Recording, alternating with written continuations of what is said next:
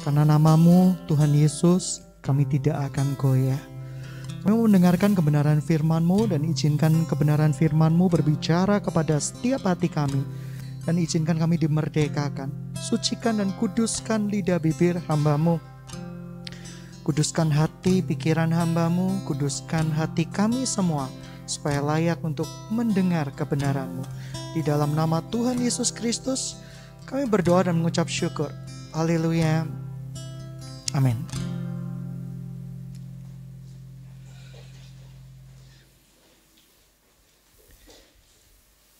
Shalom. Siapa yang di antara kita di dalam hidup kita tidak pernah mengalami kesedihan? Angkat tangan. Tidak ada? Tidak ada. Siapa di antara kita yang sering kali mengalami kesedihan? Angkat tangan. Siapa di antara kita yang tidak bereaksi apa-apa ketika ditanya? Angkat kaki. Ya. Sidang jemaat yang dikasihi Tuhan, 3 dari musuh jiwa. Dan semua orang sehebat apapun pernah mengalaminya. Seorang anak Tuhan serohani apapun pernah mengalaminya di dalam kehidupan sehari-hari. 3 musuh jiwa itu adalah, yang pertama adalah kekhawatiran. Nah, kekhawatiran ini begitu seringkali merusak jiwa kita. Contoh, jikalau orang tua kita titip pesan sama kita, "Nak, hati-hati ya di jalan. Hujannya seperti badai." Itu awal tidak apa-apa. "Oh iya Bu, yes Mam, aku akan hati-hati." Kedua, itu masih tidak apa-apa. Itu tanda peduli. Ketiga, itu tanda peduli. Tetapi bagaimana jikalau ibu engkau bertanya setiap waktu, setiap detik, apakah kira-kira jiwa kamu terpengaruh tidak? Jangan ke sana loh ya. Nanti di sana kamu akan kecopetan. Sudah sampai, kira-kira kamu aman kan? Kamu sama teman siapa di sampingmu? Kamu sudah tahu bibit bebet bobotnya?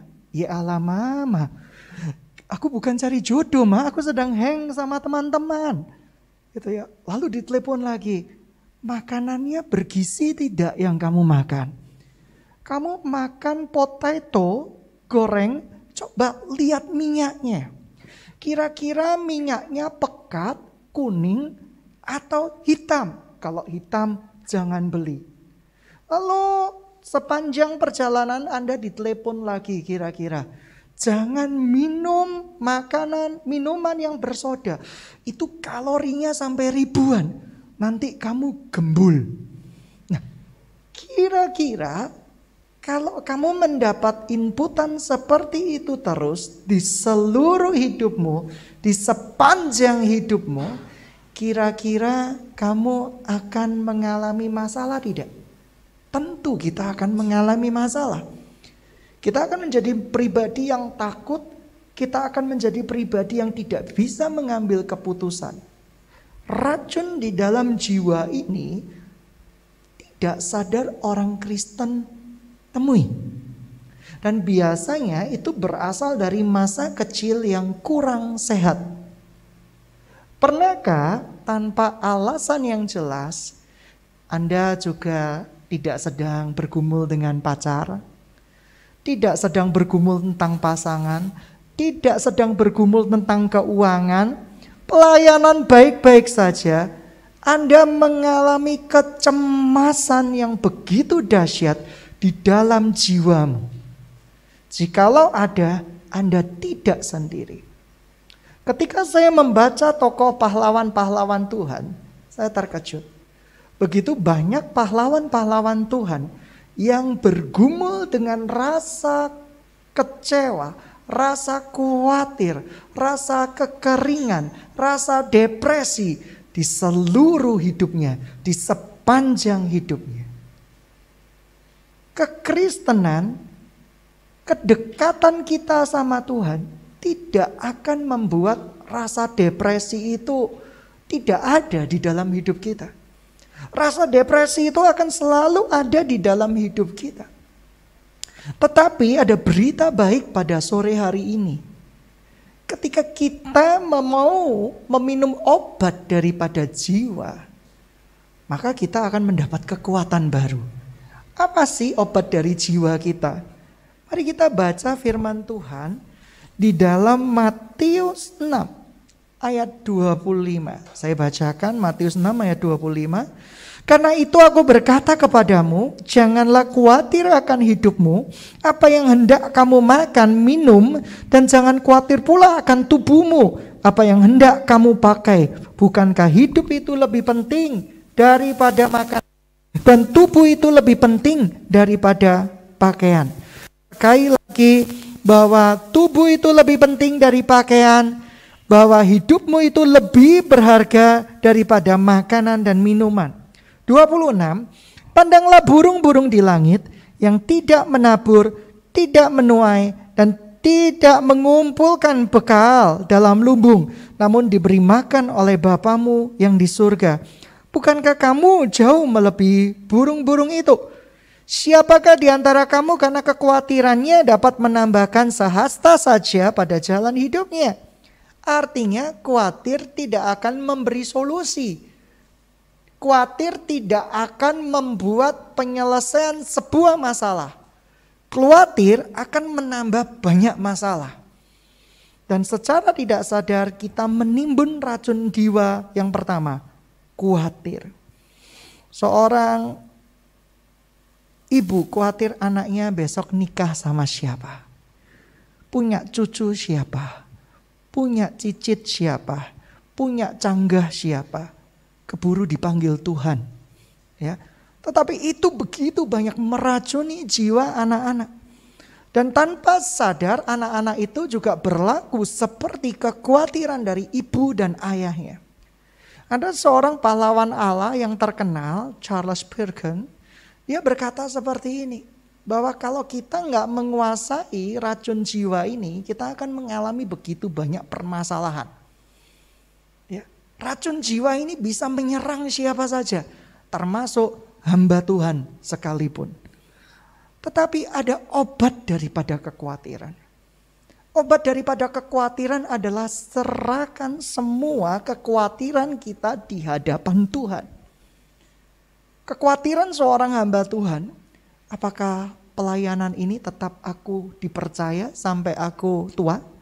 Apakah aku bisa mengembangkan 2 talenta, 3 talenta, 5 talenta yang aku miliki sehingga menjadi ratusan talenta? Hamba Tuhan pun punya kekhawatiran yang kelihatannya rohani. Tetapi Tuhan hari ini memberikan sebuah obat di dalam hidup kita. Bahwa serahkan semua kekhawatiranmu di hadapan Tuhan. Sebab Dia yang memelihara engkau. Nah sekarang dengan iman, sidang jemaat yang ada di tempat ini, angkat tangan kalian. Ini obat, ya, walaupun pakai masker. Angkat tangan kalian, ini obat. Obat dari khawatir adalah menyerahkan semuanya kepada Tuhan. Minum sekarang. 3x1 aturan pakainya. Jadi kita harus benar-benar menyerahkan kekhawatiran kita setiap waktu, setiap kali di hadapan Tuhan. Begitu itu muncul, kita harus menyerahkan. Sebab kalau kita mengembangbiakkan kekhawatiran itu akan merusak sekali kita dan orang-orang yang kita sayangi di sekeliling kita. Dulu saya khawatir, saya tidak bisa bebas dari dosa percabulan. Khawatir sekali, every man stronghold, yaitu rata-rata di percabulan. Karena otak daripada pria itu kreatif. Kalau sekarang anaknya kreatif ya Bu ya, anaknya hiper ya Bu ya, otak pria seperti itu, hiper luar biasa. Tetapi ketika saya belajar menyerahkan Tuhan, saya tidak berdaya melawan dosa ini. Tetapi saya serahkan setiap kali di hadapan Tuhan. Dan itu menjadi obat bagi saya. Saya menjadi orang yang lebih bisa mengatasi pencobaan yang ada. Karena Kristus yang menjaga hidup saya. Saya bukan hamba Tuhan yang sangat suci, yang tidak bebas dari dosa apapun. Saya bisa marah, saya bisa khawatir, saya bisa cemas. Oleh karena itu, Alkitab sudah menyarankan kita untuk meminum obatnya. Anda sudah minum obat hari ini. Haleluya. Malam tambah ya, sekali lagi. Ya, serahkan kekhawatiranmu di hadapan Tuhan. Serahkan kekhawatiranmu di hadapan Tuhan. Karena kekhawatiran itu tidak menambah manfaat apapun, malah meracuni jiwa kita. Khawatir itu meracuni jiwa kita. Dulu, kenapa saya fobia terbang? Saya jujur aja fobia ketinggian. Padahal dulu masa kecilnya, genteng pun saya panjat. Tanpa rasa takut, tanpa rasa khawatir, tanpa rasa apapun juga. Jadi ada rumah nenek saya, itu tingginya kurang lebih 6 meter. Ini ada lubang di bawah, seperti itu dengan tetangga. Saya dengan santainya melompat, nggak mikir kalau bakal jatuh. Tetapi setelah saya mendengar cerita teman-teman saya di SD yang dibumbui dengan cerita horor, yaitu orang jatuh karena main layangan dan meninggal dunia, arwahnya bergentayangan. Sejak saat itu saya kepikiran. Setiap kali saya mau melangkah, saya gemetar. Rasa yang gak pernah saya miliki sebelumnya.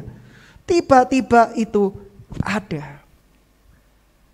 Lalu saya berlibur ke rumah nenek saya. Saya ingat kelas 1, kelas 2 SD. Memori ini samar-samar ingat. Tiba-tiba di depan rumah nenek saya pada waktu malam harinya ada kecelakaan tepat di mata kepala saya. Jadi seorang perempuan naik sepeda motor ketabrak, brak, pecah kepalanya. Dan itu di depan mata saya. Saya tidak bisa cerita sama siapa-siapa. Keringat saya dingin dan semua membuat saya lebih khawatir lagi. Lalu saya sering 2 kali, kalau nggak salah, sekali nggak 2 kali naik pesawat. Awalnya nggak apa-apa. Tapi begitu selesai naik pesawat, ada orang di sebelahnya cerita-cerita, waktu itu kan kita ada tempat menunggu ya, cerita-cerita bahwa waduh untung ya pesawat sebelumnya itu loh ya hilang entah kemana, meninggal semua penumpangnya. Sejak saat itu yang saya nggak kepikiran apa-apa ketika naik pesawat, mulai berpikir. Dan berpikirnya ala anak-anak. Kalau aku jatuh, aku harus jadi Superman. Aku harus punya yang namanya ilmu terbang. Dan kekhawatiran ternyata membuka banyak celah. Secara tidak sadar SMP saya mulai terlibat di dalam pengetahuan akan dunia kegelapan. Saya belajar gitu ya, belajar kungfu monyet, kungfu bangau, kungfu kera. Dan percayalah, itu omong kosong. Karena ketika ada preman meminta uang saya, kungfu itu tidak berguna sama sekali dan uang saya serahkan. Ya, percuma gitu ya, seperti itu. Saya hanya punya satu, yaitu ilmu meringankan tubuh. Tubuh saya ringan, lari sekencang-kencangnya. Karena apa? Karena memang dalam tanda kutip tidak berfungsi. Tapi kekhawatiran yang kelihatannya sederhana, membuka celah ke dunia-dunia yang lain. Saya belajar ilmu kebal, yaitu perut dipukulin. Saya beli buku, saya belajar, ikut bela diri, dipukulin perut saya. Ya kebal perut saya, mau pukulinnya pakai bantal kok. Iya kan? Wah, saya merasa harus ada perlindungan diri. Saya terkejut. Saya merenung dampak dari kekhawatiran yang tidak diberi obat. Waktu kecil itu tidak diberi obat seperti itu, malah ditakut-takuti. Itu efeknya cukup fatal di masa esok kemudian hari. Saya merasa, loh kenapa ya kok tiba-tiba cemas? Walaupun traumatik itu masih sudah menghilang, saya kalau di mall lantai 8 atau lantai 5 lihat bawah ini, awalnya enggak apa-apa, tiba-tiba ada tek gitu ya. Tiba-tiba mata saya mulai kabur. Ada apa ini Tuhan? Jantung berdetak dengan cepat. Ada apa ini Tuhan? Oh, kekhawatiran mulai melanda. Ya, akhirnya saya berdoa sama Tuhan, tapi saya salah kutip ayat Alkitab. Ayat Alkitab gitu ya, jikalau aku anak manusia, maka jikalau aku jatuh, maka malaikat-malaikat akan menopang aku. Itu sebenarnya ayat iblis yang digunakan untuk menampi Tuhan Yesus. Tapi saya salah sebut waktu itu. Saya percaya jikalau saya ini anak manusia, anak Tuhan, maka ketika saya jatuh, maka semuanya akan menopang aku. Malaikat-malaikat akan menopang aku. Baru saya sadar itu ayatnya iblis kepada Tuhan Yesus. Jadi jangan salah kutip ayat ya. Seperti itu. Dan kekhawatiran ini menimbulkan yang namanya rasa depresi. Banyak hamba Tuhan depresi, tapi malu mengakuinya. Ada anak Tuhan, pelayan Tuhan yang depresi, tapi malu mengakuinya, takut dianggap tidak rohani. Dan ketika kita bertemu dengan teman-teman kita ini cuma berkata, "Ciayo, semangat ya, nanti doa lagi lebih kenceng ya." Tidak memulihkan rasa depresi kita, percayalah. Saya juga pernah mengalami masa-masa depresi berat, tidak berdaya dan tidak ada seorang pun yang tahu. Ciri-cirinya susah tidur. Jam 2 pagi tidak bisa tidur. Jam 3 pagi tidak bisa tidur. Baca buku tidak bisa tidur. Biasanya kalau baca Alkitab ngantuk pasti. Ini tambah gak ngantuk. Aduh, ini apa-apa ini? Ini ciri-ciri orang depresi. Ciri-ciri orang depresi berikutnya, cari pelarian. Ya, pada waktu masa-masa saya belum jadi hamba Tuhan, cari pelarian. Tapi saya rohani waktu itu, karena leader. Sudahan. Cari pelarian, ngerokok. Ya, ngerokok. Padahal nggak ada apinya, ya cuma dicium-cium gitu aja, Kelihatannya pelarian. Lalu pelariannya, kalau zaman dulu nonton film silat. Jadi beli CD yang berseri-seri film silat. Dan saya akan menghabiskannya sampai pagi-pagi buta. Tidak ada yang tahu. Karena ketika saya sharing kepada saudara rohani atau kakak rohani. Atau waktu itu ada teman-teman rohani. Kuat ya. Kuat. Oh, Tuhan pasti kasih kekuatan. Saya mulai berpikir mereka ini seperti penghibur-penghiburnya Ayub. Kasih kekuatan. Tapi nggak solutif. Saya masih depresi. Saya masih mengalami yang namanya kekhawatiran. Sampai Tuhan memerdekakan hidup saya. Dan saya mau berbagi buat Anda. Bahwa kekhawatiran itu selalu ada di dalam hidup orang percaya. Tapi kita punya obat. Obatnya sehari 3 kali. Minum. Jangan telat. Begitu Anda khawatir, sebutkan ayat ini. Dan ini membuat hidup saya jauh lebih baik. Ya, saya berkata bahwa siapakah di antara kamu karena kekhawatiranmu dapat menambahkan sehasta saja jalan hidupnya. Dan mengapa kamu khawatir akan pakaian? Perhatikan bunga bakung di ladang yang tumbuh tanpa bekerja, tanpa memintal. Namun aku berkata kepadamu, Salomo dalam segala kemegahannya pun tidak berpakaian seindah salah satu dari bunga itu. Jadi jika demikian Allah mendadani rumput di ladang yang hari ini ada dan besok dibuang ke dalam api. Tidakkah ia akan terlebih dahulu mendandani kamu, hai kamu orang yang kurang percaya.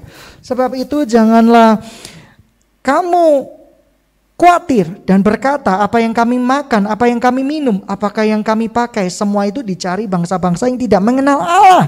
Tetapi Bapamu di surga tahu bahwa kamu memerlukannya semuanya itu.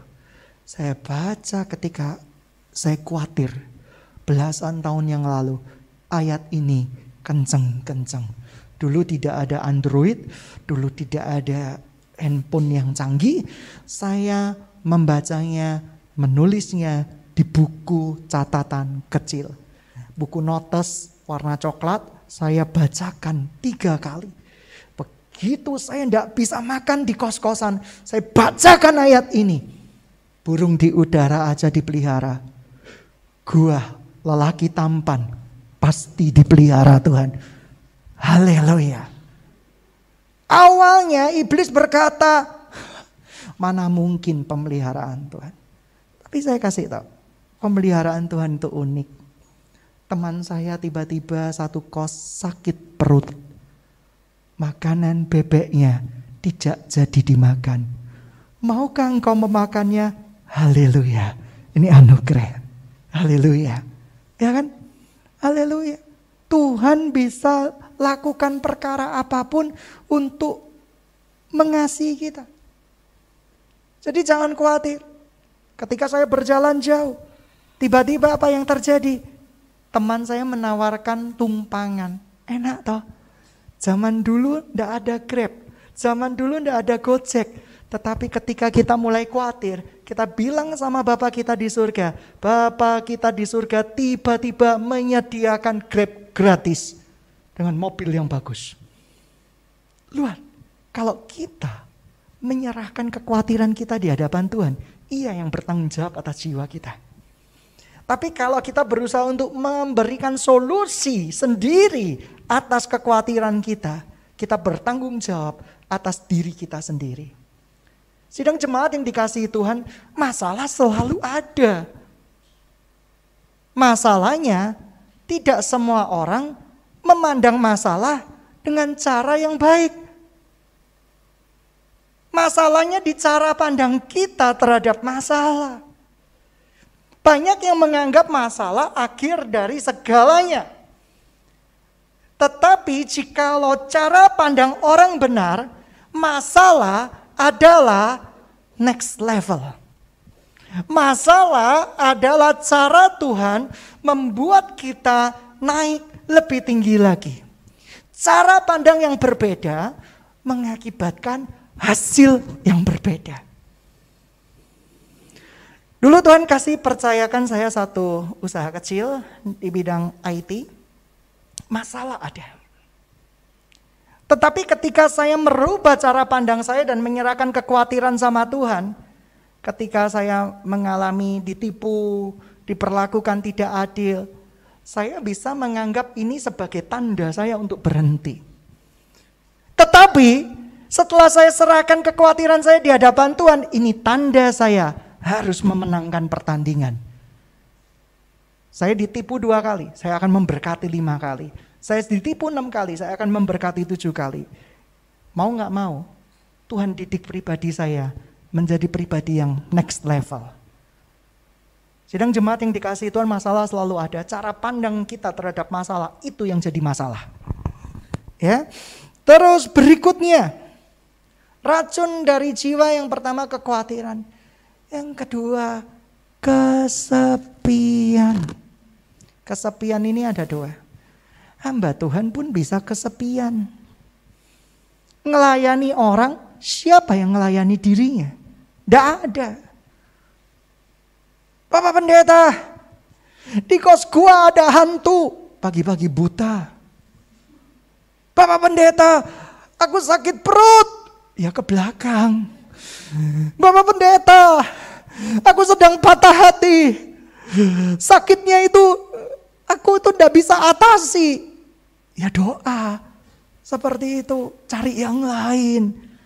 Tidak bisa, cari sejenis ngawur gitu ya, seperti itu. Nah, sidang jemaat yang dikasihi Tuhan, ketika kita dalam tanda kutip mengalami rasa-rasa sepi di dalam hidup kita itu perlu yang namanya charging rohani.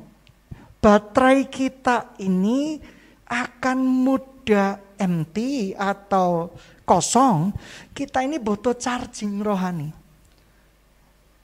Ada charging jasmani dan ada charging rohani. Jasmani itu ketika kamu jalan-jalan itu perlu lah. Kita refreshing perlu. Tapi bolak-balik refreshing, apanya yang refreshing? Itu bad habit. Gitu ya. Saya mau mencari hikmat, jalan-jalan gitu ya. Itu pelarian. Tapi kalau sesekali bolehlah, malah dianjurkan. Kamu bukan makhluk goa, keluar gitu ya. Ayo, ya keluar ke gunung, jadi makhluk gunung gitu ya, seperti itu. Jadi keluar, nikmati hidupmu, bersenang-senang dengan saudara seiman di dalam iramanya Tuhan. Nikmati hidupmu, jangan di rumah terus. Tetapi yang jadi pokok permasalahan, seringkali kita mencharging hidup kita terlalu banyak dengan charging rohani. Mengisi baterai yang kosong di dalam hidup kita ini dengan apa? Dengan hal-hal yang jasmani. Makan. Orang yang depresi, pelariannya banyak dimakan. Saya salah satunya. Kalau menurunkan berat badan lebih baik ya. Saya ngadepi ribuan iblis daripada menurunkan berat badan. Karena godaannya itu nyata. Saya pernah, nafas saya terengah-engah hebat. Kalian tahu, berat saya pernah mencapai angka panjang usia 90 bahkan lebih. Nggak nyadar toh, saya punya fotonya. Diberkati sekali gitu ya, seperti itu, haleluya. Kadang saya merasa gemesi gitu, saya cubit gitu ya, seperti itu. Tetapi bukan masalahnya beratnya, berat sehat tidak masalah. Ya, pendetanya body shaming, ngawur kamu gitu ya. Pendetanya mengajarkan kebenaran. Waktu itu sudah menginjak angka 90, badan saya ini nggak enak semua. Dan saya paling gak bisa menahan godaan lapar. Apalagi ada mah ya. Jadi gak enak dikit makan. Gak enak dikit makan.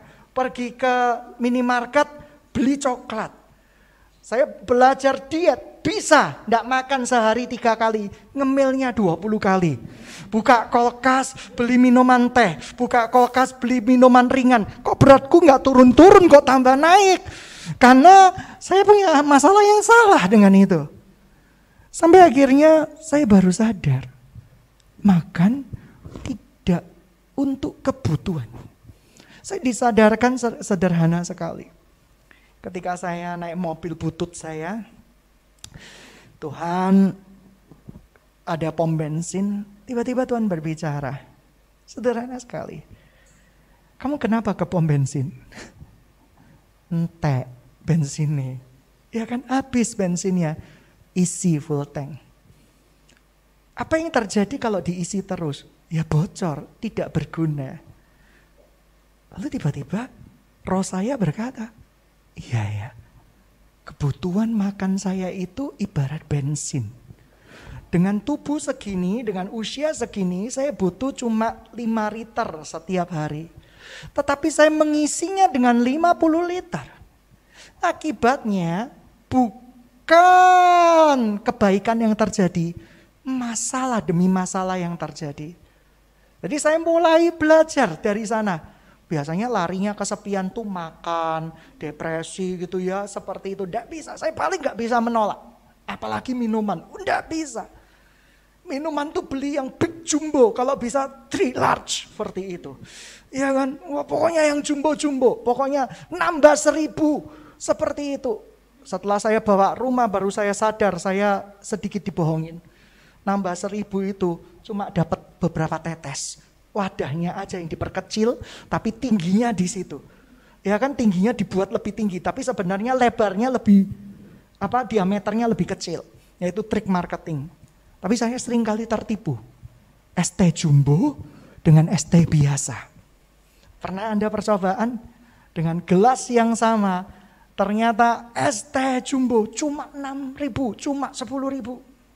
ST biasa itu 4.000 kelihatannya jumbo, tapi lebih worth it ketika Anda beli 2 ST biasa. Tapi karena kata-kata jumbo itu membuat kita kilaf.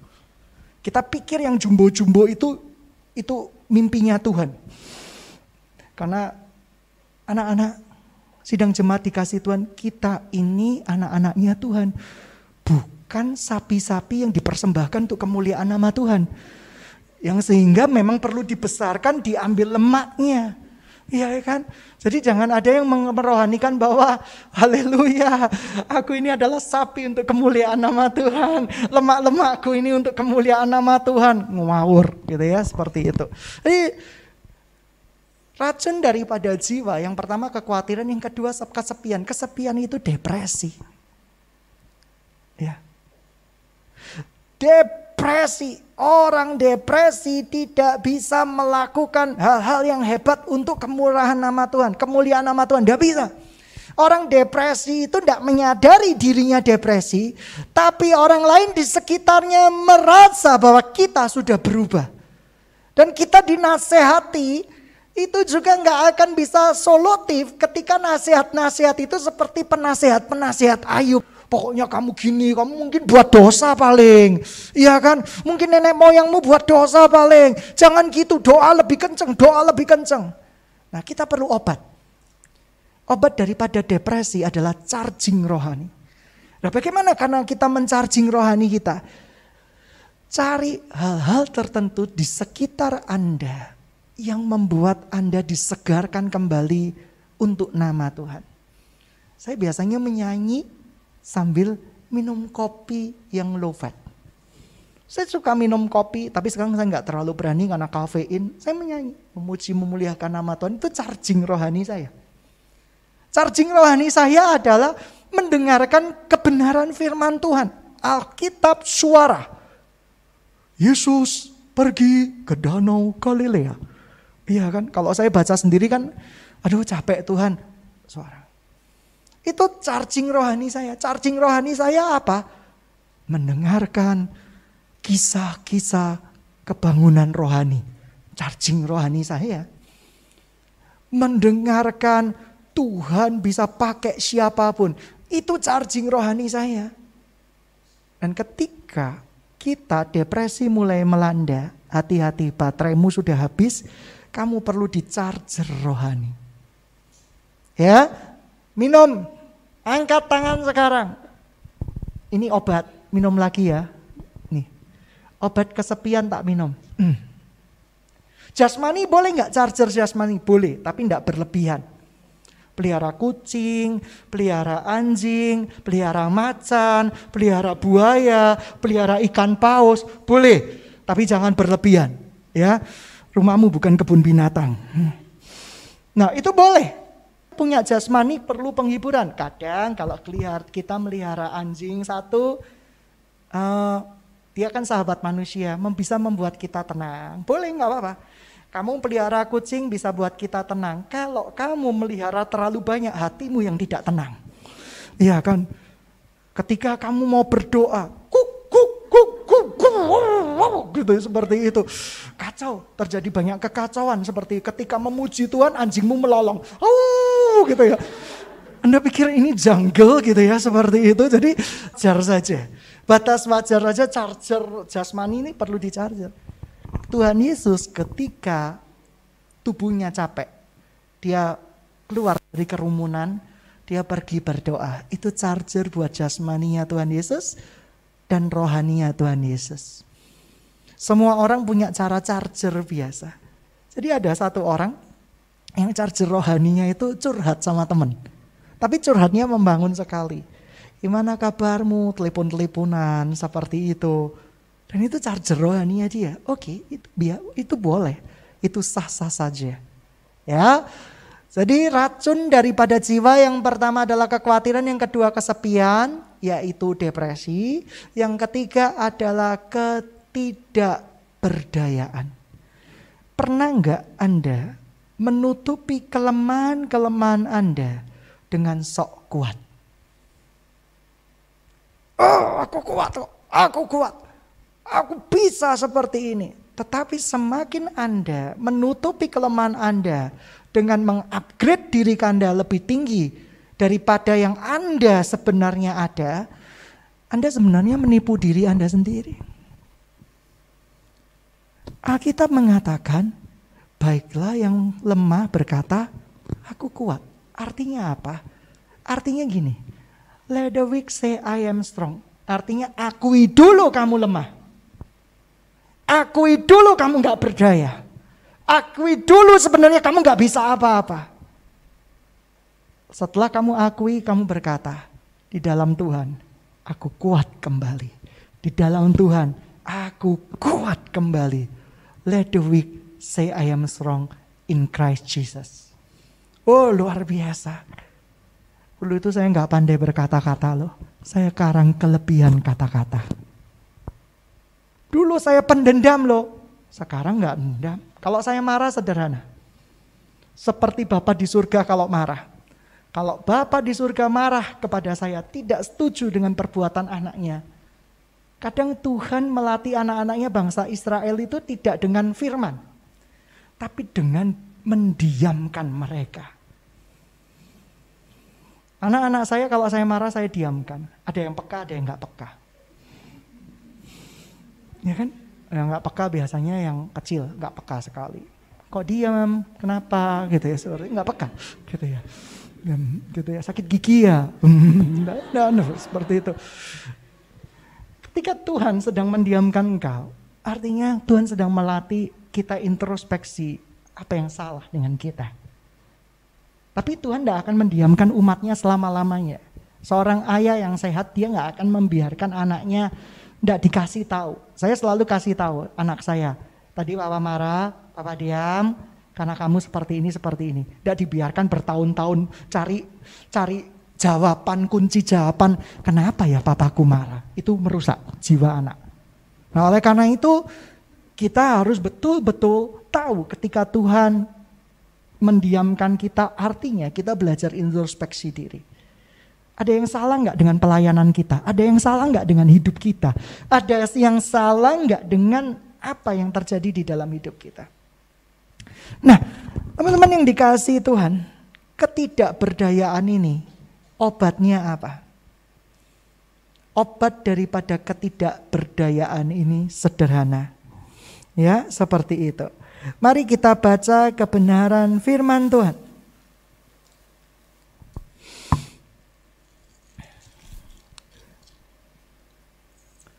Di dalam Yoel. Ya, kita baca.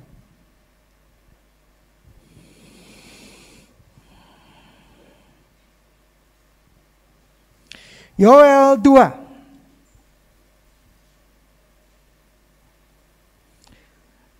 Obat dari ketidakberdayaan. Yoel 2 ayat 19.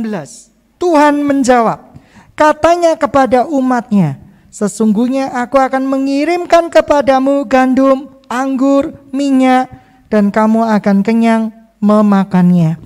Aku tidak akan menyerahkan kamu lagi dan menjadi celah di antara bangsa-bangsa. Obat di dalam ketidakberdayaan adalah memperkatakan kebenaran firman Tuhan. Bahwa memang aku tidak berdaya, tetapi Tuhanku tidak akan menyerahkan aku lagi dan menjadi celah bagi bangsa-bangsa. Tuhanku adalah Bapa yang setia. Bapa yang memahami aku, yang mengerti aku. Dari kecil saya selalu dididik. Kalau tidak ke gereja hari Minggu, rasanya itu gatal. Tidak enak, ada something yang wrong. Pandemi membuat kebiasaan anak-anak muda berubah total. Yang ada gereja malah menjadi serupa dengan dunia. Anak-anak muda mau ke gereja kalau bukan firman Tuhan. Ada sih sedikit 5 menit, 10 menit khotbah motivasi, sisanya dance-dance. Tidak salah. Tetapi kalau itu terus menerus, ini gereja atau klub? Kita nggak bisa membedakan. Oleh karena itu janganlah serupa dengan dunia ini, berubahlah menurut pembaharuan budimu, sehingga kamu bisa membedakan mana yang baik, mana yang benar, mana yang jahat. Jadi sidang jemaat yang dikasihi Tuhan, racun dari jiwa ini harus ada penangkalnya. Minumlah obat itu sehari 3 kali. Perkatakan setiap waktu. Karena saya percaya tidak ada seorang pun yang kebal dengan kekhawatiran. Tidak ada seorang pun yang kebal dengan kesepian. Tidak ada seorang pun yang kebal dengan ketidakberdayaan. Oleh karena itu mari kita bersama-sama Di dalam Tuhan kita berkata, aku kuat di dalam Tuhan Yesus Kristus. Ketika iblis mulai menyerang, kamu gak berguna, kamu cewek gak berguna, kamu cowok gak berguna, kamu gak bisa apa-apa, kamu cuma bisa nyakitin orang tok. Ambil obatnya, buka, baca kebenaran firman Tuhan. Bilang, Bapakku mengerti aku. Sejak dari kandungan ibuku, Tuhan mengenal aku. Aku ditetapkan menjadi nabi bangsa-bangsa. Dan aku ditetapkan untuk mengalahkan engkau, menginjak kepala-kepalamu, ya, merobek-robek engkau dan menghancurkan engkau iblis. Muncul lagi, minum obat lagi. Perkatakan kebenaran firman Tuhan. Firman Tuhan itu pedang roh. Banyak anak Tuhan tidak menggunakan pedang roh, tetapi menjadi pria-pria dan wanita-wanita melodrama ketika diserang iblis. Mengikuti alunan saksofonnya iblis. Mengikuti alunan biolanya iblis yang menyayat hati. Kamu tidak berguna. Kamu tidak bermanfaat, gitu ya, seperti itu, mengiris-ngiris hati, gitu ya. Terus kalau sudah nangis-nangis, keluar air liur, ya kan, keluar air hidung, gitu ya, itu udah kayak asik banget, gitu ya, seperti itu. Sekali enggak apa-apa, 2 kali, 3 kali kamu diperbudak. Iblis jadi sutradaramu. Iblis dengan teman-temannya, kawan-kawan berkata, Lucifer maksudnya, gitu ya, seperti itu. Ya, Lucifer seperti itu. Oh, oke, on. Silakan. Legion maksud saya. Gitu ya. Ayo on. Gitu ya, lihat anak itu. Ya, lihat anak itu. Oh, ini paling muda kena tipu ini. Dia paling muda mengasihani diri. Mari mainkan biolamu. Ya kan? Dimainkan lagu-lagu India. Dimainkan lagu-lagu yang menyayat hati. Action, mulai. Aku gak layak pelayanan. Hidupku udah hancur. Si Oon bilang lagi, teruskan ekspresimu, gitu ya. Aku gak kuat lagi. Aku betul-betul sudah hancur. Lebih kuat lagi ekspresimu. Gitu ya. Lalu kita mau apa ini anak-anak? Kita akan menjadi tontonan iblis. Dan kita dijadikan tontonan di depan teman-temannya iblis. Padahal kita yang akan memerintah dan menghakimi malaikat-malaikat. Dan menjadikan mereka tontonan umum di depan pemerintahan anak raja. Iblis mulai memainkan saksofonnya. Lemparkan obat rohani. Masukkan di saksofonnya. Biar suaranya emprat gitu ya. Tidak bisa mempengaruhi hidupmu sama sekali. Iya kan? Kita melempar. Dan itu butuh latihan. Butuh kebiasaan yang dibangun. Dilepas obatnya. Padahal antibiotik itu tidak boleh dilepas. Dia harus diselesaikan sesuai dosisnya. Supaya bakteri yang lebih jahat tidak akan menyerang lagi. Tapi anak-anak Tuhan begitu enak dikit melupakan firman Tuhan. Aku udah lega. Happy ya, happy ye.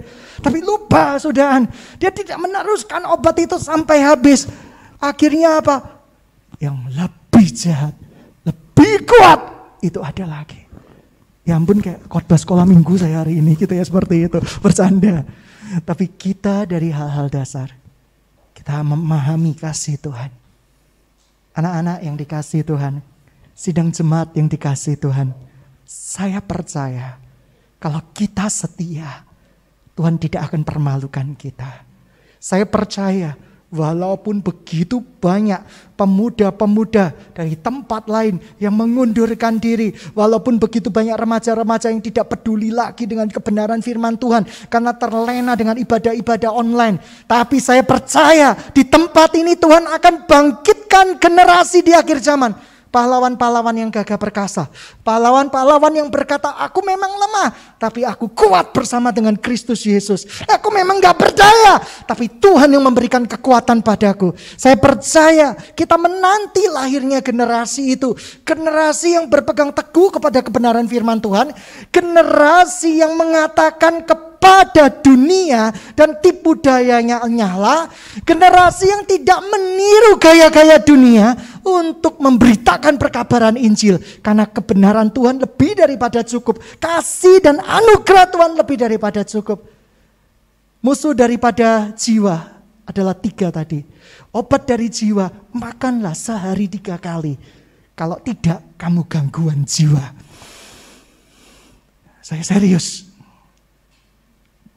Ketika engkau tidak melatih dirimu bayar harga, Tuhan tidak akan bisa pakai lebih lagi di dalam hidupmu. Engkau akan stagnan di satu tempat.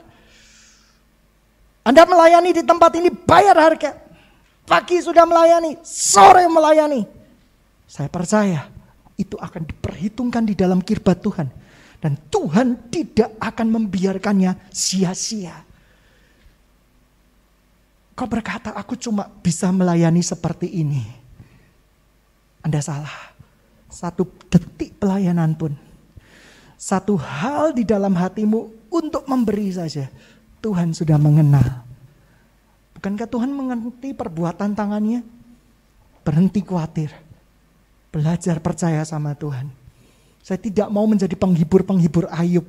Yang cuma berkata, wis toh, pokoknya kuat di dalam Tuhan. Tidak. Kita harus memberikan solusi. Solusinya adalah datang sama Tuhan, bersekutu dengan Tuhan, minum obat dari jiwa sehari 3 kali. Mari kita tundukkan kepala, pemain musik bisa maju ke depan.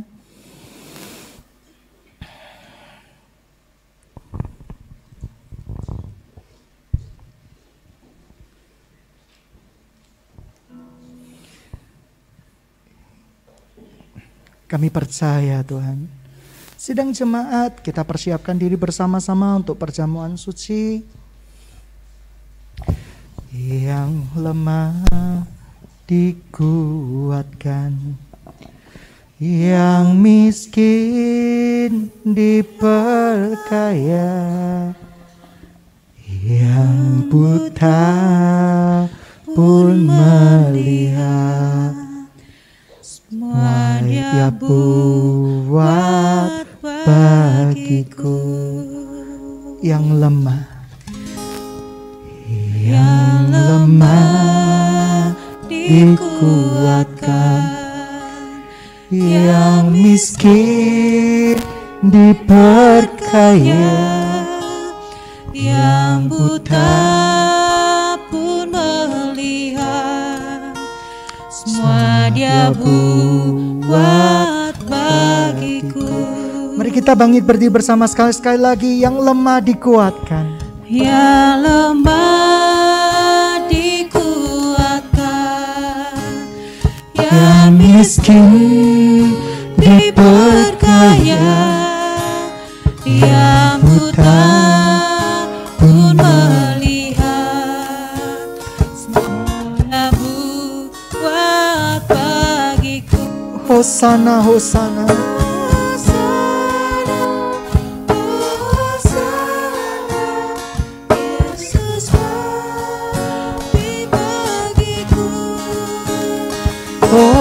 Hosana, Hosana, Yesus bangkit bagiku. Sekali lagi, yang lemah dikuatkan. Siapa yang berkata engkau lemah? Kau merasa dirimu buruk sekali. Tapi hari ini mau Tuhan menguatkan kita semua. Diperkaya, yang buta pun melihat, yang buta pun melihat. Semua Dia buat bagiku. Yang lemah dikuatkan, yang miskin diperkaya, yang buta pun melihat. Semua Dia Dia buat bagiku. Hosana, Hosana, katakan. Hosana, Hosana, Yesus mati bagiku. Hosana, Rama Shikira Labara Labara Labara. Yesus bangkit bagiku. Sidang jemaat yang dikasihi Tuhan, kita semua lemah, kita semua tidak berdaya. Tidak ada seorang pun manusia yang bisa hidup di dalam kebenaran kalau tidak bergantung penuh sama Tuhan Yesus. Tuhan meminta respon hati kita, tetapi setelah hati kita diberikan, itu pekerjaan Tuhan. Tuhan akan memampukan kita, Tuhan akan memberikan kita kekuatan. Sidang jemaat yang dikasihi Tuhan, tidak ada seorang pun yang bisa luput dari depresi, kesepian, ketidakberdayaan, kekhawatiran. Semua orang pernah mengalaminya. Tetapi dengan meminum obat dari surga, yaitu firman Tuhan, kita dikuatkan kembali. Biarkan yang tidak berdaya berkata, aku kuat di dalam Kristus Yesus. Baik orang-orang yang merasa hidupnya kekeringan, tidak punya apa-apa, katakan, burung di udara aja Tuhan pelihara. Bahkan bunga bakung di taman Tuhan pelihara. Kemegahan Salomo pun tidak akan bisa menyaingi bunga bakung yang di padang itu. Terlebih diriku, aku dicintai Tuhan, aku dikasihi Tuhan, aku dipelihara Tuhan. Anugerah Tuhan itu sempurna dan cukup bagiku. Mungkin Anda yang begitu sepi, Anda perlu charging di dalam rohmu, charging di dalam jiwamu. Bersekutulah dengan Tuhan, berdoa, bermazmur, isi jasmani dengan rohanimu dengan hal-hal yang bermanfaat. Saya percaya kita akan terus-menerus dikuatkan sampai pada akhirnya. Sidang jemaat yang dikasihi Tuhan, iblis menuduh dan menghancurkan, Tuhan menegur dan membangkitkan. Mari kita angkat kedua tangan kita. Yang lemah dikuatkan, yang miskin diperkaya, yang buta pun melihat. Semua Dia buat bagiku. Yang lemah dikuatkan, yang lemah dikuatkan, yang miskin diperkaya, yang buta pun melihat. Semua Dia buat bagiku.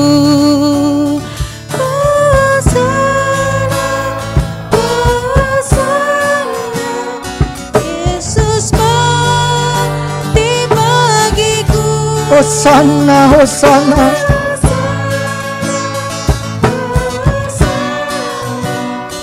Yesus bangkit bagiku. Mari kita ambil roti bersama-sama.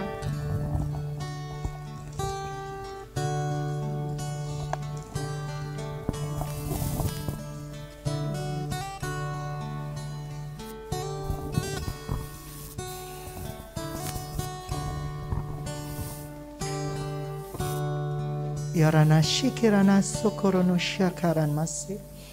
Aku percaya Tuhan. Aku percaya Tuhan. Engkau terbaik. Engkau terhebat. Kita mengangkat roti bersama-sama dahulu. Pada perjamuan makan terakhir, Tuhan Yesus memecah-mecahkan roti dan berkata, inilah tubuhku. Makanlah sebagai peringatan akan aku. Kita makan bersama-sama dalam nama Yesus.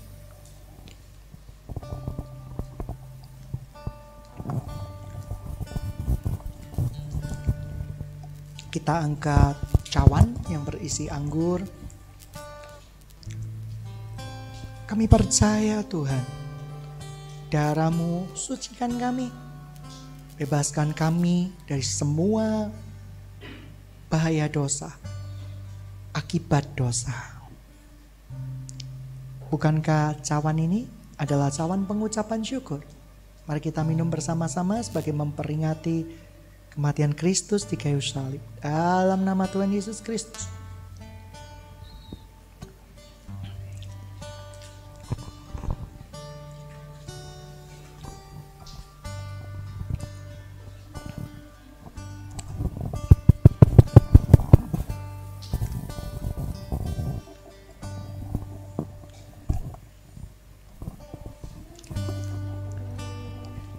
Sungguh indah di dalam hidupku ini, sungguh manis, lebih manis hidup bersama Yesus.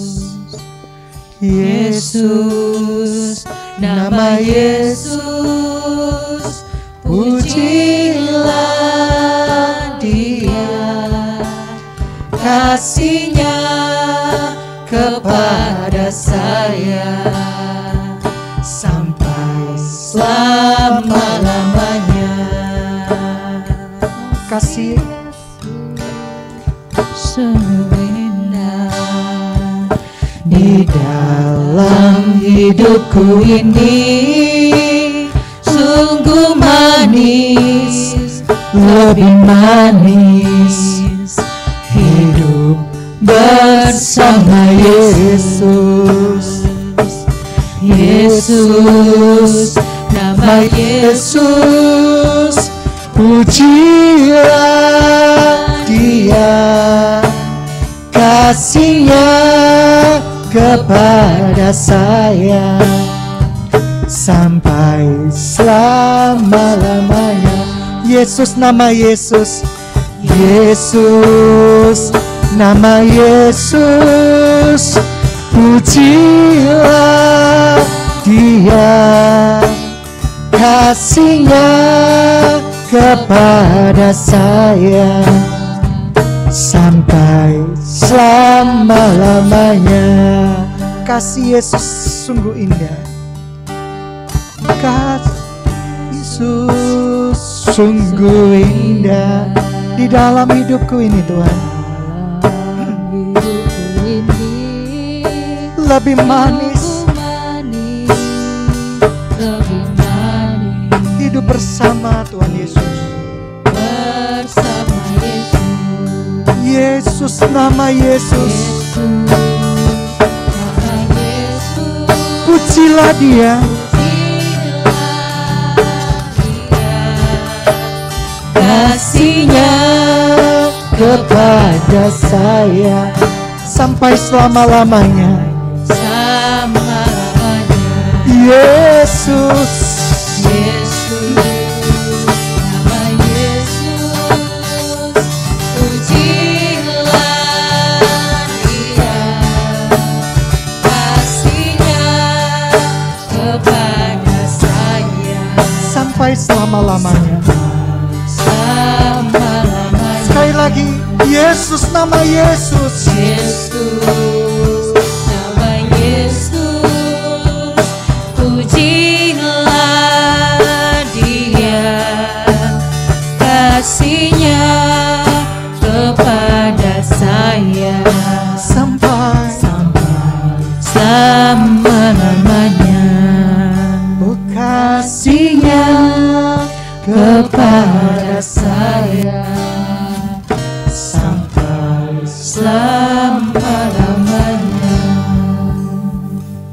para kekasih Tuhan, kita angkat kedua tangan kita sebelum kita melanjutkan acara. Bukan perjalanan pulang juga, saya mau memimpin doa berkat. Mari kita angkat kedua tangan kita sebagai lambang penyerahan. Sidang Jumat di Surabaya West, CMC West, saya percaya kasih Tuhan ada di tempat ini. Kemurahan, kemuliaan Tuhan ada di tempat ini. Pergi, jadikan semua bangsa murid Kristus, baptis mereka atas nama Bapa, Putra, dan Roh Kudus. Dan biarkan semua orang di dalam kelemahannya berkata, aku kuat di dalam Kristus Yesus. Engkau akan pergi memberitakan Injil, menjadi saksi, dan nama Tuhan dipermuliakan lewat tempat ini. Yang percaya hidupmu diberkati Tuhan. Mari kita sama-sama katakan, amin.